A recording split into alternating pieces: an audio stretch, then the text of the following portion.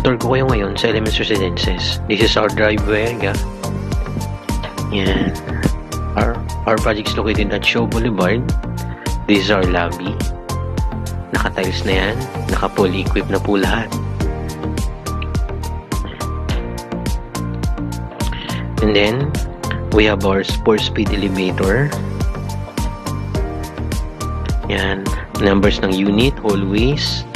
And yan, naka-countertop, naka-base cabinet, naka-overhead cabinet. Naka-white paint na po yan. Yan, ang lawak ng unit natin sa 2-bedroom. Naka-tiles na lahat. Yan.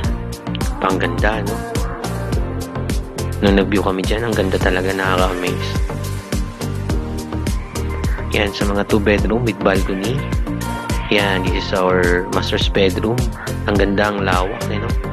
Imagine, pag dyan ka nakatira. Sa mga mag-viewing, direct message us in Facebook. Yan, yun yung hallway natin. This is the ramp. Ganda, no? Yan, yun yung sky pool. Ito naman yung quiet zone at saka study area. This is our mini coffee bar. Ayan naman po yung sa mga kids. Ayan naman po yung Push and Play collective box. And this is our music room. And this is our mini theater or more movie room. Ayan naman po yung fully equipped gym natin. This is our running track sa mga cardiovascular activities. Ito naman po yung function hall natin kapag